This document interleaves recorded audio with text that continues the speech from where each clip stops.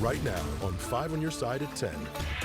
Prayers answered. When it's in God's hands, you never know what could happen. Tonight, reaction as 2 Catholic parishes fighting church consolidation, getting a promising sign from the Vatican. The clock is ticking to spend millions of dollars just sitting in the city's coffers. St. Louis leaders meeting just hours ago to discuss how to put unspent federal funding to good use. But first, a nose-numbing November morning is on the way. Why the wind won't be whipping around the cold air like it did today. A cold Halloween night for trick-or-treaters, many bundled up in coats and gloves as they hit their neighborhood streets to collect their candy. Some even warmed up by the fire. We could be in for the coldest night of the season. Good evening, I'm Mike Bush, and Allred has the night off. St. Louis could hit a new record low overnight. So let's get straight over to Chief Meteorologist Scott Connell with that Weather First forecast. Mike, most of us were in the 20s early this morning for our first widespread freeze. Officially, Lambert was down to 30 degrees, but for a lot of us, it looked like this. Lee shared this photo on our 5 on Your Side Weather Watchers Facebook group. Frosty morning. Quite a bit of frost across the area, and there's more forming tonight. Now, temperatures are right around freezing, give or take a couple of degrees. We have some clouds that have rolled into the St. Louis area, and that's limiting our drop right now. But those clouds will be moving out. They're already starting to break up. And you notice as you look up towards Kirksville, where it's clear, temperatures are already down into the mid-20s. Upper teens to lower 20s away from town tonight, mid-20s in town. This should be a record-tying low temperature tomorrow morning. The morning record is 26 degrees. Dry weather is expected into the weekend, and milder weather will return after this cold weather in just a few minutes. We'll help you make some weekend plans as we look at that 10-day forecast in just a few minutes, Mike. All right, Scott. Developing tonight, a 15-year-old girl is recovering on this Halloween night after being grazed by a bullet in North St. Louis. It happened around 7:30 tonight near the intersection of Thecla and Oriole Avenues near Unity Park. We're told the bullet grazed her shoulder. No word on where the bullet came from or any arrests. Some hope tonight for 2 Catholic parishes fighting to stay open under the St. Louis Archdiocese All Things New plan. New tonight, our Robert Townsend has reaction to the news the Vatican is hearing their appeals. Robert. Mike, I talked to a longtime parishioner at St. Elizabeth, Mother of John the Baptist Parish in North St. Louis, and a nonprofit leader. Now, both are cautiously optimistic about the Vatican's decision. 87-year-old Queen Esther Frazier has been a proud parishioner at St. Elizabeth, Mother of John the Baptist Parish for more than 60 years. And right now, I am very happy. That's because her parish at the corner of Shreve and Carter Avenues in North St. Louis now has the attention of the Vatican. I am glad they took it under an advisory. Monday, the St. Louis Archdiocese announced the Vatican is now reviewing requests from parishioners at St. Elizabeth, the Mother of John the Baptist, and Saints Philip and James Parish in St. Genevieve County to keep their parishes open under the All Things New reconstructing plan. The plan consolidates 178 parishes into 134. According to the Archdiocese, after the plan went into effect in August, St. Elizabeth, Mother of John the Baptist, merged with other parishes into a yet unnamed parish. Parishioners here and at several other parishes appealed to the Vatican against the closures of their parishes. I'm pleasantly surprised that we got the response that we did. Jason Bolte is the founder of the nonprofit Save the Rome of the West. The group helped Frazier and other parishioners at St. Elizabeth file their appeal to the Vatican. You know, with them putting it on hold, it shows that we have a valid, solid case. It gives them something to review. They didn't just throw it out like we've seen with some other cases. Meantime, as she waits for the Vatican's final decision, Mrs. Frazier remains positive and prayerful. We have a good chance of being open and used. When it's in God's hands, you never know what could happen. Now, the Vatican rejected petitions from parishioners at Blessed Teresa of Calcutta in Ferguson and at St. Matthew the Apostle in St. Louis. Of course, nobody knows when the Vatican will exactly release its decision on all this. Robert, thanks. New surveillance video tonight shows a man randomly attacking a woman holding a toddler in the Central West End. Police say Anthony McGee tried to take the child from her. This happened Sunday morning at Euclid and West Pine. The child's father chased after him. Police say McGee attacked 2 other women, including a woman in her 80s. They say he choked her and broke both her arms. 2 juveniles are now in custody in connection with a deadly shooting in Maplewood last week. Police are still looking for the suspected gunman, 18-year-old Justin Vance. He's wanted for second-degree murder charges for the death of Teron Bales. Bales was shot and killed on Yale Avenue last Thursday. Investigators say a group attacked him when he refused to give them $400. Tonight, a fire at a Metro East thrift store is under investigation. Several donations were destroyed after 2 storage trailers caught on fire this morning outside Savers in Fairview Heights. The cause is under investigation, but firefighters say it may have been started by someone trying to keep warm inside one of the trailers. Just hours ago, St. Louis officials put millions of dollars in unspent pandemic funds under the microscope. The Board of Aldermen could steer some of that money into new directions soon. Our political editor, Mark Maxwell, was there as Mayor Jones's office opened up their books. City Hall faces a classic conundrum: more money, more problems. On one hand, agencies can't seem to spend their share of $500 million fast enough. On the other, they fear what might happen when it all runs out. We know ARPA is going to end at some point. We don't have enough money to extend those contracts beyond the end of next year. Top aides to Mayor Jones told the Board of Aldermen's Housing, Urban Development and Zoning Committee they're worried they'll run out of federal pandemic money. We have $510 million of allocations of American Rescue Plan Act funds. There was millions of dollars in money that the city did not spend. The financial update from the mayor's office showed the city has only spent 17% of federal COVID funds so far. For example, the city hasn't spent a dime of the $2.5 million set aside for police overtime. It is our intention to reappropriate the ARPA-funded police overtime. Aldermen have until the end of next year to identify unused money and put it to use. Well, we are definitely, it seems like we have a lot of time, but we're really in crunch time. We have already accomplished a lot of work, and maybe the numbers don't exactly show it. Out of the $136 million City Hall gave the Board of Public Service and Streets Department, more than $100 million remains unspent and unassigned to any contract yet. And the agency heads predicted cost overruns from inflation will drain their funding dry before they can finish all the jobs in the original plan. We don't know the final dollar amount until all of the work is done. I want to see any money that's reallocated going to our infrastructure, especially in our water division, knowing that city just raised rates on folks. Then there's the $250 million from the Rams settlement. We want to be able to use that money to expand off of ARPA. A new proposal would redirect $5 million in unspent pandemic money on things like a tenant registry, updating zoning codes, and forgiving medical debt. We have about $80 million worth of medical debt that is held by people just in the city of St. Louis. Well, I'm interested in supporting tenants. We don't even have that bill introduced yet. So to allocate funds to a bill that doesn't exist or a program that doesn't exist, we don't know if it'll pass, is odd. Some of this money got caught up in lawsuits. The city tried to spend more than $1 million helping St. Louis women travel out of state for legal abortion services until the Attorney General sued. The HUD's committee could vote on how to spend that money, plus about $4 million more in unspent COVID funds next week. An update tonight on an Illinois state trooper who was shot on the line of duty. Trooper Dakota Chapman Green was shot in both legs and beaten last week during a traffic stop in Springfield. He also suffered a brain bleed and a skull fracture. His family has posted pictures of his recovery.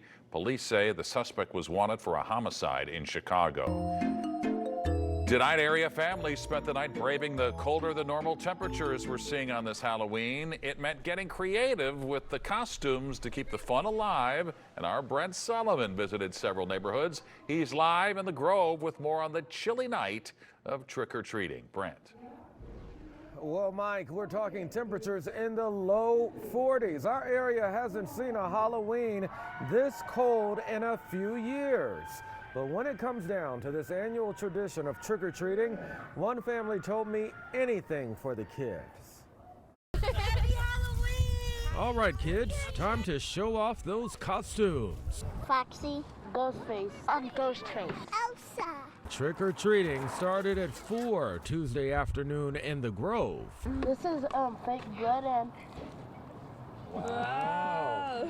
And even then, it was cold outside. Long sleeves, sweatpants, boots, Uggs. Whatever it takes to get in on the fun.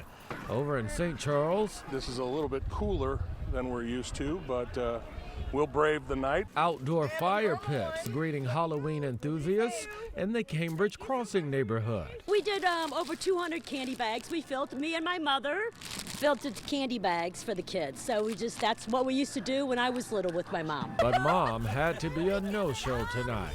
I'm just sorry that my mother, who's 93, would have been sitting here with the witch's hat on and giving out the candy to all these kids. So I'm just sorry that it's a little chilly for her. It didn't stop the kids from packing what this community calls Halloween Town. Several homes get in on the action, decorating and luring eager candy seekers. We don't want to terrorize them. We don't want the kids to be scared, especially the little bitty ones, but we want them to have fun and enjoy themselves. And from the looks of it, that they did. It's just a great night. Now, every year, Halloween Town collects donations for the Leukemia Lymphoma Society. That's because one of their neighbors who passed away from cancer loved Halloween. You can learn much more about that fundraiser right now on KSDK.com. No room for hate. Tonight, the moves to combat anti-Semitism on college campuses in St. Louis and across the country. It's a protection plan that can help you and cost you. A good warranty is long, covers the most important parts. Tonight, how to get the most out of your warranties and whether extended warranties are worth your while. The first morning of November could easily be the coldest of the entire month. The pattern changes heading into the weekend and what it means for your outdoor plans. Tonight, New York authorities say a suspect is in custody for making online threats to Jewish students at Cornell University. The threats come amid an alarming increase of anti-Semitism and Islamophobia across the country in the wake of Israel's war with Hamas. College campuses here in St. Louis are not immune. Washington University's chancellor addressed the issue recently in a letter to students and staff. He said he was deeply disturbed to learn anti-Semitic phrases were chanted and written on signs during recent gatherings on campus. WashU's Hillel president is offering connection and support to Jewish students on campus. To provide community for our students, to offer programs and opportunities and resources for students to come together and be in community with one another and to be able to rely on their peers and the Hillel staff during this really difficult and trying moment. Just this week, the Biden administration announced new actions to combat hate on college campuses. Tonight, the tributes keep pouring in for actor Matthew Perry. He died over the weekend in an apparent drowning at his California home. Tonight, the creators of Friends are speaking out for the first time since Perry's death. Marta Kaufman says she talked to him just 2 weeks ago. It was great. He was happy and chipper. He didn't seem weighed down by anything. He was in a really good place, which is why this seems so unfair. You can see more of their exclusive interview tomorrow morning on Today. That airs at 7 a.m. right after Today in St. Louis. Most major purchases come with warranties, cars, appliances, even many homes. They're a great peace of mind if they cover the right things. Tonight, Consumer Reports has important money-saving tips on getting the most out of your warranties. 3 months after Alfonso Torres and his wife moved into their new home, his refrigerator stopped working. Although the refrigerator was under warranty, we still had to pay for them to come, and they could not fix it. So they offered to replace it for a similar model, but we could not find exactly one. So we had to pay a little extra. Alfonso was not alone. Many consumers face warranty letdowns every year, often because their limitations are hidden in the fine print. A good warranty is long, covers the most important parts, and it has a simple process for resolving problems. That tells you that a manufacturer has confidence that its product is going to last a long time. Consumer Reports says reading the fine print, all of it is important. Coverage periods and warranties vary, and there are almost always exclusions. Regular wear and tear is not covered in a warranty. Neither are user mistakes like spilling coffee on your keyboard. You want to use the product as it is recommended to be used.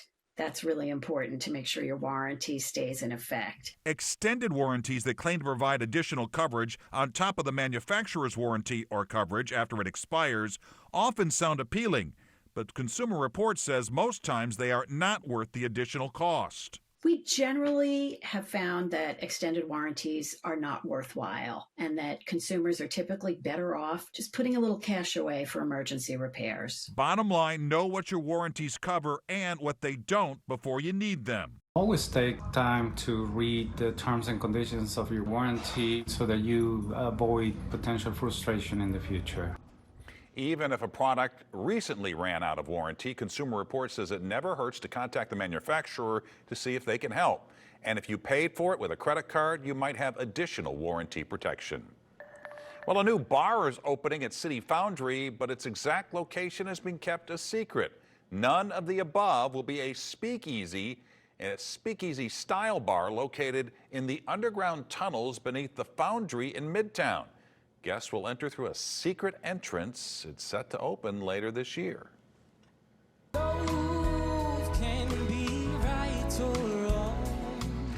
That's Waterloo, Illinois' very own Eli Ward competing in the battle rounds of NBC's The Voice tonight. And although his coach Gwen Stefani was impressed with his performance, she picked Jason Arcilla instead. None of the other coaches opted to steal Eli, meaning his run in the Voice competition is now over.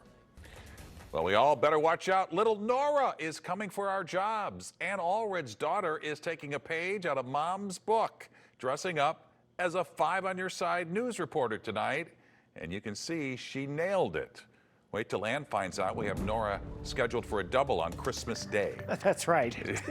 Chief Meteorologist Scott Connell joins us now with the weather first forecast. She is like a mini Ann. She really is. It's just amazing. All right, it was cold this evening. She had on her layers. Hopefully you did too. We had some clouds roll in about to the metro area. They didn't really make it down into Chesterfield, down towards Washington, Missouri, but up to the north of St. Louis and to the northeast, the clouds have been a little bit thicker. Right now at Lambert, we've just started to see those clouds breaking up and becoming partly cloudy.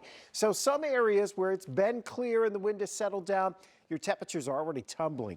25 degrees in Salem, 28 in Rolla right now, 28 in Warrenton, but you still have the clouds. Alton, Litchfield, up to Pittsfield. We're just starting to break them up. There's also still a bit of a breeze, which while it drops the wind chills into the 20s, that keeps things mixed up and isn't prime for optimal cooling. The winds, though, are going to be settling down quite a bit through the overnight hours. 35 degrees at Lambert right now. We've gone partly cloudy. Here's the key, one of the keys, very dry air. The dew point's 19. Our high today was 45. That comes in as the 10th coldest high temperature on record for Halloween in St. Louis. They've had thunder snow tonight up around Chicago, coming off the lake, all that warm water from the lakes, the cold air, upper level energy swinging through. Yes, it brought us some clouds, but at least we didn't get snowflakes tonight, right? So we're watching that system push away. High pressure's pushing in. That means overnight tonight, the winds settle down. Tomorrow morning, another widespread hard freeze across the area. Some of the coldest spots, especially southwest of St. Louis, like this morning, will probably start out around 20 degrees. We should have plenty of sunshine tomorrow. High pressure's much closer to us, so we won't have the gusty winds like we saw through the day today. Peak winds were running around 30 to 35 miles per hour. And with the winds turning more to the south as we head towards tomorrow afternoon, that kind of starts the trend towards warmer weather arriving as we head towards the end of the week and right into the weekend, just in time to enjoy peak color. How about this from Amy with some of the fall foliage around? Thanks, Amy, for sharing that. And you know what? As cold as it is tomorrow, there's a high probability at this point that it could be the coldest morning we see for the month of November. Here are your leaves. Where they were yesterday, well, you see the peak just off to the north and west of us. A lot of color coming up for this week. Might we suggest you do like Paul, head down Highway 94 this weekend. Going to be gorgeous to see those leaves peaking. That's one of the top locations to get a shot at the leaves as temperatures this weekend go back into the 60s, maybe even hitting 70. A little more clouds in the mix on Sunday.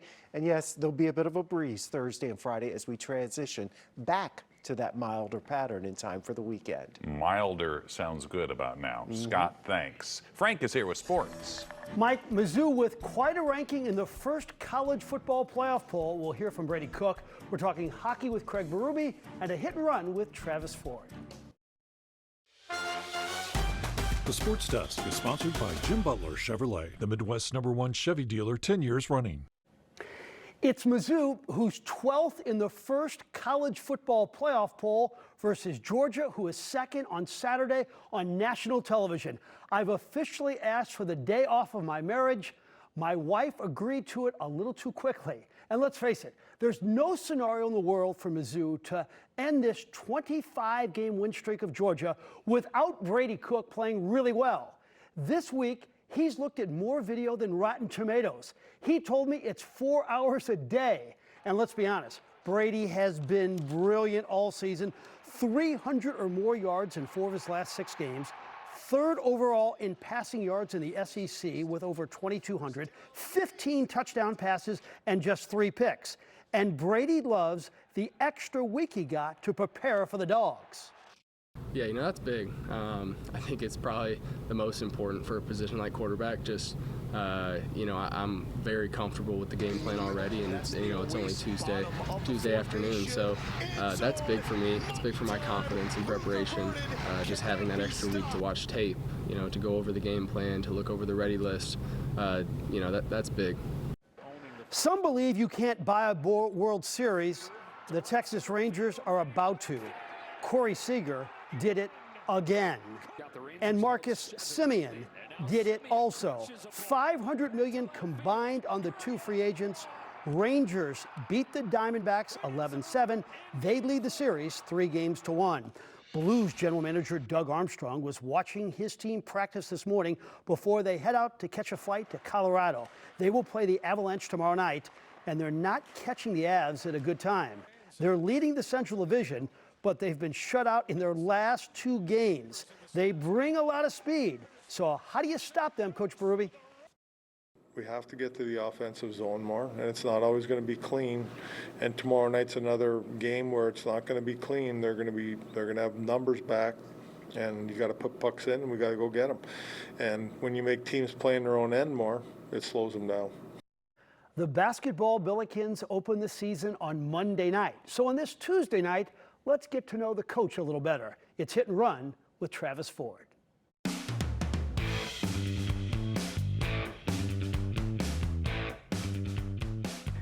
You, Gibson Jimerson, and Larry Hughes Jr. in a 3-point shooting contest. Who finishes first, second, and third? Ooh, goodness. I'll go with age. So I'm first, Gibson second, and Larry's third. But don't make me move. Put me in a spot and don't make me move. Romantic dinner for 2 with you and your wife. Percentage of times you never look at your phone. 0. 0. My wife has thought about putting a rule in because she gets very upset with me when I do it. But as I tell her, I obviously get a lot of texts. I'm communicating with a lot of people, but you also find out a lot of information as well. Your wife's basketball knowledge on a 1 to 10.